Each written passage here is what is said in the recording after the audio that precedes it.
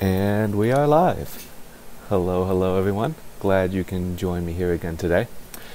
And before I get started, I wanted to give my very special thanks and give you all my love, because the people who have been responding and commenting on the videos and doing everything that you guys have been doing has been very special, and I appreciate it so much. And that gives me motivation to keep going. So I see you all. Thank you all very much. Someone actually, and the person who's watching will know that I'm talking about him, sent me a whole, I think it was like a 30-minute long video about how I can iterate and improve on my production quality.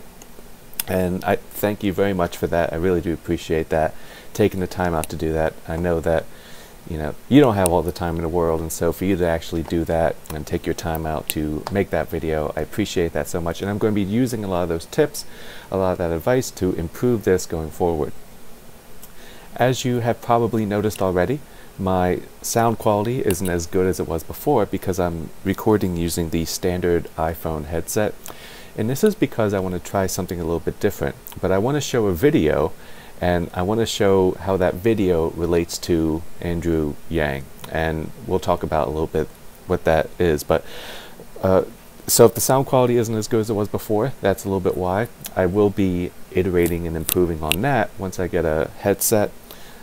I guess I'll use a gaming headset, even though I think they kind of make me look kind of dorky, but that's fine. We'll just have to deal with it. But you'll see eventually what I'm talking about next video. But I wanted to try this out and tell me if this works for you guys, and hopefully I'm able to do a lot more content like this. This is along the lines of how I plan on doing the Andrew Yang Ben Shapiro podcast or show, and how I want to analyze that so I can show you different clips and then analyze the clips. And so if you haven't watched it, it doesn't matter.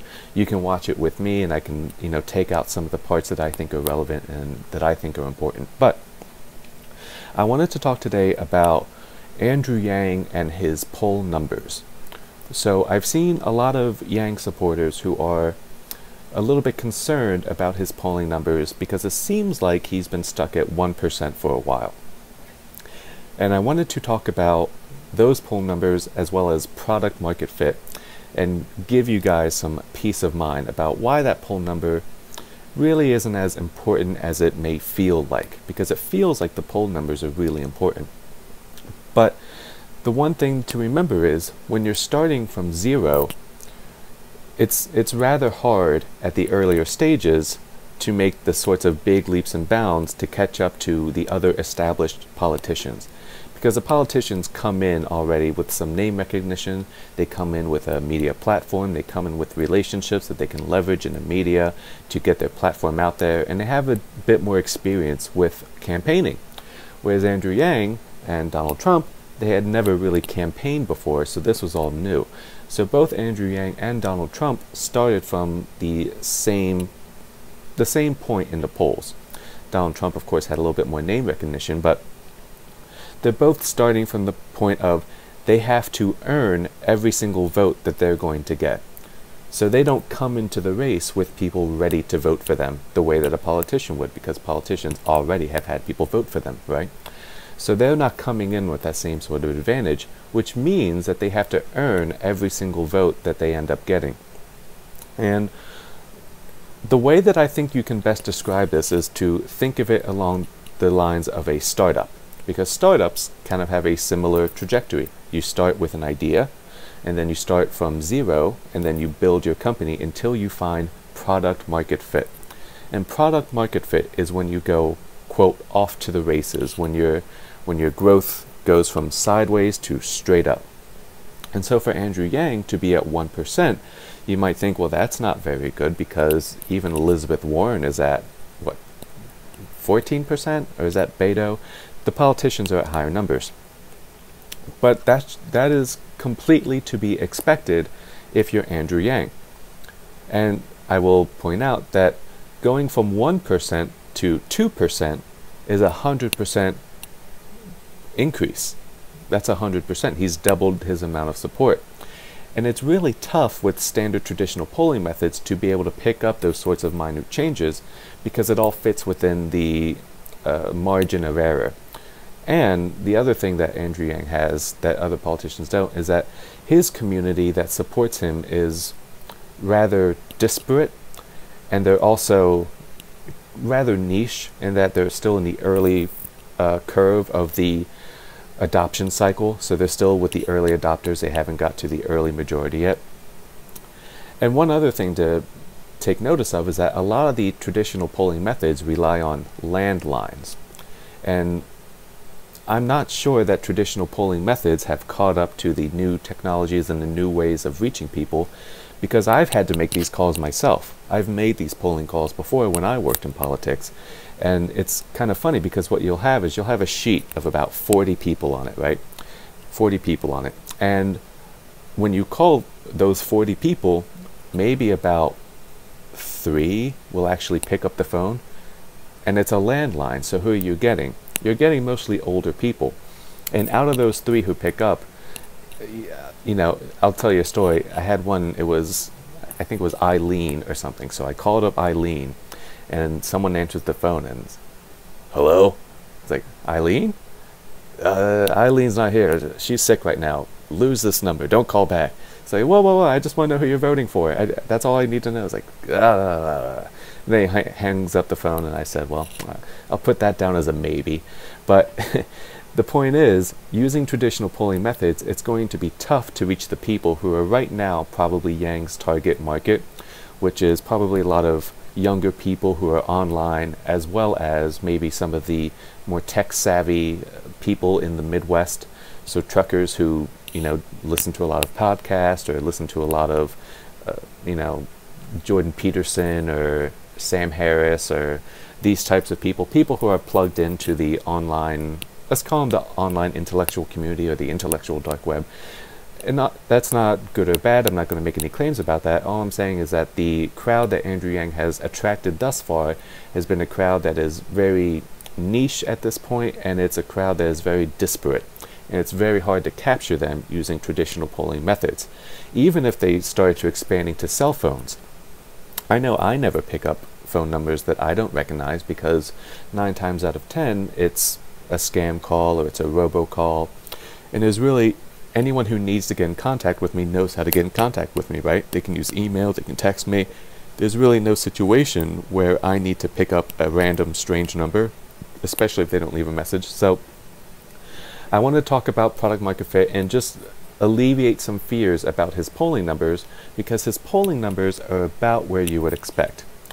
Now, it doesn't mean that polling numbers don't matter, because polling numbers do matter. But what matters isn't the number itself. What matters is the direction of the polling numbers. So if you're at 14% one month, and then next month they do the same poll, and now you're at 7%, well, that's trending in the wrong direction. And that's something that you need to be worried about if you're a candidate. But if you're at 1% this month and then next month you're still at 1%, at this early stage in the game, that's not really too important. What matters more is your internal polling numbers. What matters more is the amount of traction that you're getting. So you can track donations or you can track Twitter followers, and that are going to be your KPI, it's called, your key performance indicators.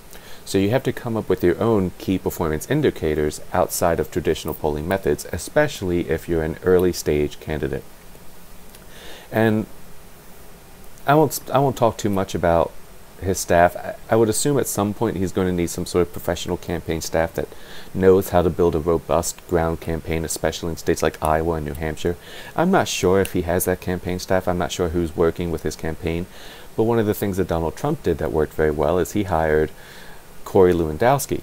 And Corey Lewandowski was one of the people that won Iowa before, and he won Iowa for Rick Santorum.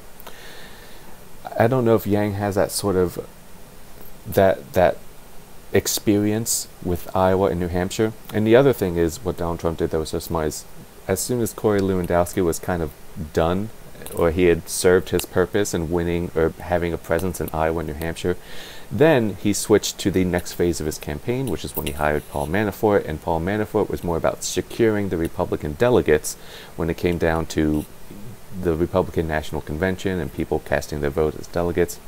And then Paul Manafort, after his job was done, he was gone, and then he brings in Kellyanne Conway, one of the best pollsters in the world and someone who really knows how to run a campaign and was probably a big influence for him to hit Wisconsin all those times and Maine. And they were using their own internal KPI, key performance indicators. And so it's this type of staff hiring and these types of professional staff that really can make a very good, powerful difference. Whereas Hillary Clinton's staff was not a staff that I was too impressed with, but I don't want to talk too much about staff. Rather, I want to talk about product market fit, and this is what it looks like if you're a Silicon Valley company. And we should expect the same sort of story with a Silicon Valley company as Andrew Yang. So I want to show you this video, and this video is David Rusenko, and he's from a company called Weebly. And Weebly was a company that helps you build a website if you had never built a website before. So for small businesses or individuals who don't know anything about programming but they need their own website, this was a site that made it easier to do that. Think of something like WordPress, right? So Weebly just sold their company, I believe a year or two ago, for $365 million. And now he's here talking at the Y Combinator Startup School. The Y Combinator Startup School was something that I went through, and I was a part of that program. And this was one of the videos that really stood out to me. So when I wanted to think about, how can I talk about product market fit, I figured, why should I do it when there's someone who's much smarter than I am, who understands this much better than I do, and I'll just let him talk about it, and then we'll talk about how that relates to Andrew Yang. But the reason why I bring this up is because Andrew Yang also comes from a Silicon Valley tech startup background, and so this may give some insight into how he's looking at things, how he's approaching things, and so hopefully this provides a little bit of an insight, and it's something that I found interesting, and I hope you do too. So we're going to get to, where were we? Around 4 minutes. So here he's talking about how he just got accepted into Y Combinator, and he's going to take us through the journey of product market fit. It's going to take about 5 minutes to get through this, so it's a really interesting video, and I hope you enjoy this. And then afterwards we'll talk a bit about it. But I'm going to watch it along with you guys. So ready? Here we go. Approach. But I applied with less than an hour to go. We drove up, interviewed, and got accepted. Actually, funny story, we finally were able to get on TechCrunch the day of our YC interview, so I'm sure that didn't hurt at all. This is what that looked like. This isn't actually what a normal press spike looks like. You'll see a normal press spike later. But in this particular case, we only had 2 servers, and we were really worried about our servers burning down, and AWS didn't exist back then. So we basically decided to allow you to sign up and then say, hey, you're on the wait list. We'll contact you once you're able to access your account, which is why it spread over a few days. But the first TechCrunching, now this is much more normal of what it looks like after a press spike. You see it kind of goes down pretty low. It's kind of hovering around the same level. If you're observant, you'll notice here, one day we had 0 users. That presumably means that we were, the whole site was down, which is great. But in January 2007, 11 months in, we dropped out of school, packed up all of our servers in my car. I drove cross country to San Francisco. Would not recommend driving 80 in January. Got stuck in Wyoming for 3 days, but finally made it out here. And this is 11 months in. So 11 months after writing the first line of code, we're working on it full time in San Francisco as part of the YC program. Here's what that looked like. It's still shocking to me that at one point this TV was current technology, because it just looks so old now. But here we are. We rented a 1-bedroom apartment, 2-bedroom apartment in the Y scraper. We pushed 3 desks together, and we pretty much just worked all the time. We worked 24/7. Our only rules: we'd take Saturdays off, but other than that, we'd work until we were tired. We'd sleep until we weren't. We'd work until we were tired. We'd sleep until we weren't, and just kind of repeated that process. Here is a second TechCrunch press spike that we got in January. This one's much more normal. This is exactly what you shobut expect if you get on TechCrunch or any press. It goes straight up, and it's really exciting that day, and then it goes straight back down the next day, but at least settles a little bit higher. In April 2007, this was 14 months in. Now you notice we had a couple other press mentions. What you'll notice here, these are going in the wrong direction. The number of new users per day is actually declining. Both of these are heading in the wrong direction. It means we didn't have product market fit yet. We're 14 months in. It's over a year. and we still don't have product market fit. This was kind of an interesting moment in our history because we found ourselves with less than $100 in our bank account. And YC Demo Day was coming up soon, and we were kind of had some excitement and thought, talking to investors, maybe we'll be able to raise money. But we certainly weren't sure of that. We had just gone to Costco, so we had lots of food for a couple weeks. But rent was coming up, and as everyone knows, rent in San Francisco isn't cheap. So about a week after this, I came to this very room, pitched a whole bunch of investors at Demo Day, and we were successful in raising a $650K. At the time, that was called a Series A. Today, it would probably be called a pre-seed. Round of funding, 14 months in, this is what a price round Series A paperwork looks like. Just to give you a perspective, too, on a little bit how crazy things have gotten out here. We raised $650K on a $2 million pre-money valuation, so 2.65 post. That was considered above average, slightly above average. We were all very jealous of Dropbox, who had raised at a $5 million post-money valuation. And today, I think that number would probably be 15, maybe 20. So it just gives you a little bit of perspective on how you can still be very successful, even if those valuation numbers today might seem low, or you might be angling for a higher one, but really puts it all in perspective. This is May of 2007. So we got featured in Newsweek magazine, which I don't even think is in print anymore. But you can see here, the spike goes up, it comes back down. It settles at a higher level, which is great. But look, it's going in the wrong direction again, right? So this is now 15 months in, still no product market fit. In August of 2007, here's 18 months in, we got featured in Time magazine this time. And again, it goes up, but now it's coming back down. Now it's settling at a higher level, which is good, but again, this is 18 months in. We're 18 months into the journey, and we still have no product market fit. So just to give you an idea of how long it can take before having something even as basic as just having users that enjoy using your product and are coming back, 18 months later, we still didn't have it. Now to skip through a little bit of the rest of the story here, here is October 2007, so now 20 months in, you kind of see we had this moment, and then boom, it turns around. It turns around and it starts picking up, and now all of a sudden you can see every single day we're getting almost 1,000 people coming to our front door, which is more than we were getting featured in Newsweek magazine or on TechCrunch. First real traction that we got.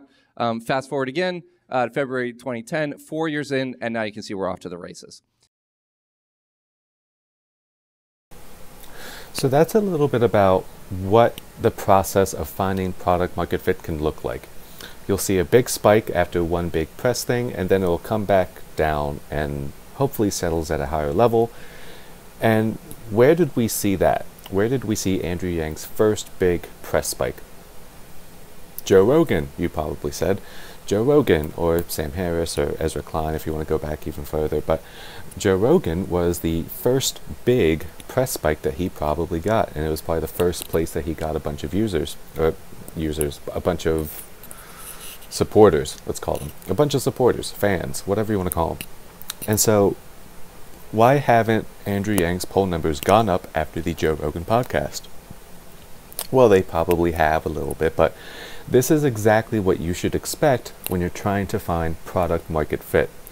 And product market fit for a company is when you've built something that people want. Product market fit for a politician or for a candidate is when you've offered something that people want to support. So they want to support your ideas, but not just your ideas and your policies, but also you as a person, because people are picking a leader. So they want to pick you as a person, they want to pick you as a leader, they want someone with good ideas, and this is what politicians could think of as product market fit. So the process to find product market fit can take a while. As you can see in the video, it took them 20 months starting from zero. Andrew Yang, I don't think, has that much time, but not, different time scales, different industries. He still has plenty of time to actually find product market fit, and he'll have a bunch of opportunities to get his message out to the bigger audience. And probably the first debate is when he'll be taken as a serious candidate whose poll numbers start to rise. But they're not going to rise by a whole bunch. They'll get from 1% to 2%, and that'll be 100% growth. and then from 2% to 4%, and then that'll be crazy. Not that those numbers are necessarily accurate. He could come in lower, he could come in higher, but what's important is the direction of those numbers.